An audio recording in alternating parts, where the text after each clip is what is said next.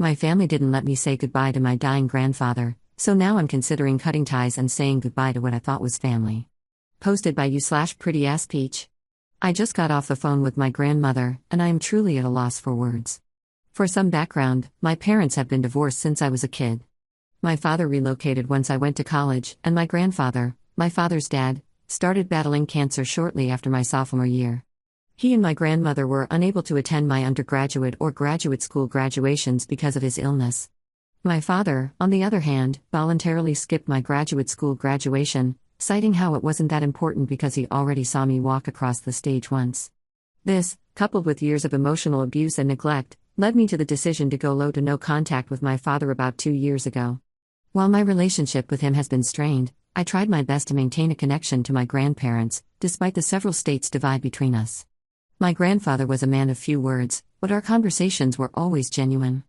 The last time I remember seeing my grandfather in person, which was before the stuff with my dad happened, he gave me a big hug before going to the airport, a kiss on the cheek, and told me he loved me. I would call multiple times a month, checking in, asking about their well-being, and would sometimes hear my grandfather listening in on the other line. Each time I would ask my grandmother if I could speak to him, she would make up some reason as to why he couldn't come to the phone. She kept me up to date on his treatments, and I knew things were getting bad last summer. My mom and I were going to plan a trip to visit my grandparents, who live hundreds of miles away from me, so I could say goodbye to my grandfather, as I had a feeling his time was coming. We didn't tell them about the trip and were going to do it as a surprise. The week before my mom and I were scheduled to fly out, I got a text from my aunt saying that my grandfather had passed. I was crushed. No viewing, no funeral, but they told me they were thinking of doing a celebration of life in the spring. They did cremate him, but no one other than my grandmother allegedly was present for it.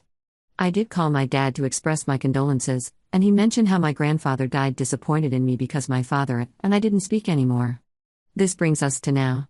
I called my grandmother to check in. She mentioned how she regrets and feels bad that I'm not as close to her and my grandfather as I am to my mom's parents, which is true, as for a period of time in my childhood, my mom and I lived with her parents. Growing up, we also lived about an hour away from them, compared to the 12-14-hour drive it would take to see my dad's side of the family. The one that they see the most and interact with the most is more than likely the favorite grandchild. What? I have one other cousin on my dad's side, so was she implying I wasn't the favorite? But here's what made my skin crawl. She gave me a play-by-play of the weeks before my grandfather passed. Apparently, my grandfather had scheduled to do a medically assisted suicide, since the state they live in is a death with dignity state, 2 days after he had passed, which still would have been the week before my trip to see them. My dad, aunts, uncles, and cousin came the weekend before to spend time with him and say their goodbyes. No one had told me of my grandfather's plan. No phone call, text, email, nothing. Then, the day of my grandfather's passing, the doctors asked my grandmother and the family present if they would like to administer a medication to keep him alive just a few hours longer so that other family and friends who may not have been present could have the chance to say goodbye. They declined, saying how my grandfather wouldn't have wanted that. His intestines twisted up because of his medications and caused sepsis, so he was in an exorbitant amount of pain. My face went hot on the phone. I understand not calling on the day of his passing when there's a lot of chaos and you're trying to process your own grief in that moment, but the fact that there was a plan for him to peacefully go that week, and I could have had a chance to say goodbye, makes my blood boil. Why didn't someone call or text about his intentions? The countless times I asked on the phone to speak to him, why couldn't she just put him on the line once? I truly don't want to believe that my grandfather was disappointed in me, but I'm starting to question why I was so out of the loop. Is it because I'm not the favorite? It took every fiber of my being to not lash out and scream as my grandmother sobbed recounting the story on the phone. I mustered up the strength to not break down and found a way to get off the phone with my grandmother. I don't know what to think, but my heart is telling me that I am no longer part of that side of the family. If there even is a celebration of life, at this point, I'm not sure I would want to go. My mom suggested I write in and get people to weigh in, but she is on my side. She's been great through all of this. So Reddit, would I be the jerk if I continue this no contact and extend it to my dad's whole side of the family after they refused to let me contact my grandfather and say goodbye before he passed away? /relevant comments. Commenter. Not the jerk. I'm willing to bet your grandfather mentioned you the most and probably made everyone somewhat jealous, and that's why they excluded you from everything.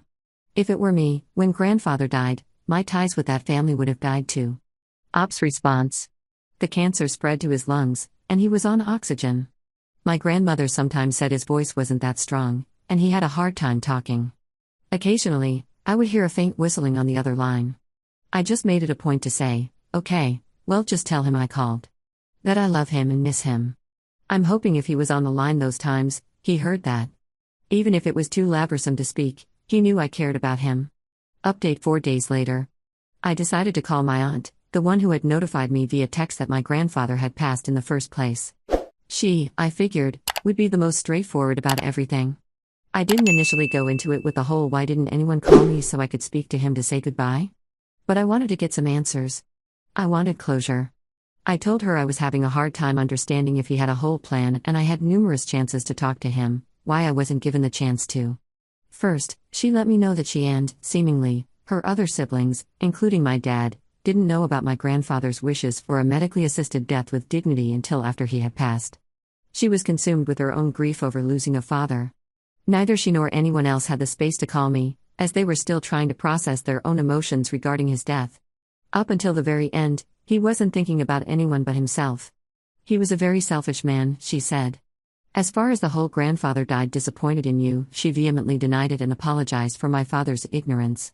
She validated my feelings but questioned how much better it would have felt for me to say my goodbyes.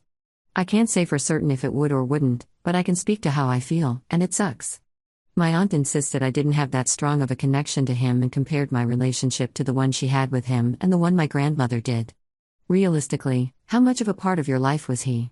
I wouldn't let somebody that didn't have that much of an impact on your life while he was alive have an impact on your life now that he's gone.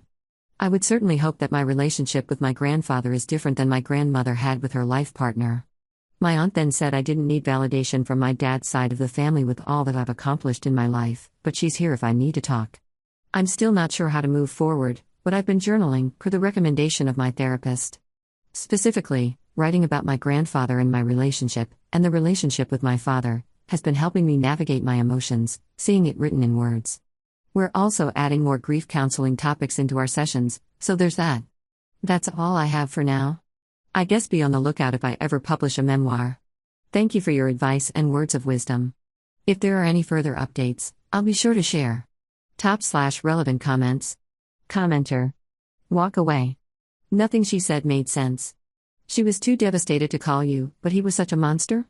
How much could it possibly mean to you? That's not her decision to make. Your dad with a disappointment comment, thinking about himself, utterly selfish. But he forewent the week of last respects? Why wait the week then? There is a lot of toxic bull over that side, skip it. Commenter 2. Oh sweetie. Your extended family and their opinions aren't things you have to do anything about. Your feelings and your grief about your grandpa are 100% normal and okay. You deserve all the time it takes to process this loss. It's exposed some toxicity and abuse in how the extended family, at least this aunt, communicate. Take all the time you need to fully process your thoughts and feelings about that too. Second update 2 months 1 week later. After conversations with my grandmother and my aunt, things have gone relatively quiet on their end. I moved states closer to home for a new job and have just been settling in over the last couple of months since my original post. Fast forward to a few days ago, a colleague and I were looking at obituaries and some cold cases. We like true crime shows and podcasts, and I recommended Clues. One obituary we came across in a case that caught our eye was relatively short, which my coworker said he had never seen with so little in it. I thought about my grandfather's obituary and said that my grandfather's was similar. I went to Google his to show my coworker, but to my surprise, I couldn't find it. I know my grandfather's first, middle, and last name, DOB, date of death, the funeral home he was cremated in, etc. We both thought it was weird, and I just tried to brush it off. But when I got home that night, I began digging through the obituaries on the funeral home's website and newspaper articles in his town online. Nothing. It's like my grandfather's death never happened. Now, after several conversations with the funeral home, I can confirm Dad's family took my name off the obituary. My grandfather is now listed as being survived by one grandchild, my cousin. Not only that, but someone in the family asked for it to be taken off the website. This is why I couldn't find it. I don't know when they did this, the funeral home didn't divulge, but I do know that because I'm not listed as the direct next of kin, I can't change it back. A picture of him and me from when I was 2 or 3 is literally hanging in my living room. I'm at a loss for words. I can't even fathom how you have a conversation with someone like, "Hey, why did you take my name off my grandfather's obituary?" And change it to say he only has one grandchild. I don't even think it is worth expressing to them how deeply hurtful this is. I don't even want to bring it up to them. So that's where I think I will leave this. I'm going to continue to lean on my mom and her side of the family for guidance in all of this. And of course, therapy. Thank you to everyone for your encouragement, love, and support during this time. I really appreciate it. Top/relevant comments. Commenter. If they have that little respect for you, then why are you still worried about having a relationship with them? Preserve your own sanity, and distance yourself from that mess. Commenter 2. I know this hurts. Family is so complicated. There is no right or wrong way to grieve, as the saying goes. But this is definitely the wrong way to treat someone, regardless of grief. Your relationship with him was your own. They can't take your memories. Hopefully, you can find a way to honor that relationship, but separate his death and their actions from it. Third update 3 months later. Hi everyone, a couple of months ago I shared my story of grieving my grandfather's passing, how my dad's family removed me from the obituary, and a brief glimpse of the toxic relationship between my father and me. About a month ago, I got a text from my grandmother. She invited me to my grandfather's celebration of life at her house. In the message, she told me it was going to be later this month, and that she realized it might be difficult, not to mention expensive, so if I couldn't make it, she understood. She also extended the invitation to my mother. My grandmother was right, it was going to be expensive. After some careful consideration, knowing my dad would be there, and knowing there was no way in hell I would ask him to skip out on his father's celebration of life, I decided I couldn't go. I told her I wouldn't be attending and said I couldn't continue to be in contact with that side of the family. The guilt, pressure, and pain, it's all too much. She said she understood and respected my decision. I took the time to block my other aunts and uncles on that side so that, leading up to the event, no one could try and make me feel bad for not attending. To the commenters and private messages that suggested I do my mini celebration of life, thank you. My mom and me, a year earlier, went down to the beach, talked about our favorite memories with him, and ate his favorite snacks. And last week, I decided to have one final piece of closure, not just for my grandfather, but for this chapter with my dad. I wrote letters to both of them, pouring in all my feelings and thoughts. Telling my grandfather I loved him and I was sorry that in his final moments, I wasn't allowed to be there. To my dad, unpacking the trauma and saying I would no longer be bound to the pain he has caused me. That I was no longer his daughter. My mom and I went out to the bay and I read them out loud. Then, we put the letters into glass bottles and threw them into the water, casting away these feelings I've been harboring for too long and saying one last goodbye to both of them. Surprisingly, I didn't cry as much as I thought I would, and my mom said I must have cried them all out ahead of time, and she was proud of me. We hugged and went home. So that's where this chapter ends. Thank you all for being an open ear and a place to come to for advice. Top/relevant comments. Commenter. I'm sorry your family has treated you so horribly, and that you didn't get the chance to say goodbye. With the exception of your mum, it sounds like you're making the right choice, stepping back and continuing to live your life without them in it. Well done for choosing yourself, and I hope you can find the peace you rightfully deserve now that they're no longer a part of your life. Commenter 2. That last conversation with her grandma, I just can't imagine telling my grandmother that I was just done with her whole family because they suck too much, and she just says, "Yeah, I hear you," and crosses me off the Christmas card list like it's no big deal. Op clearly cared so much more than they did. Commenter 3. We have a new contender for the Worst Father of the Year award.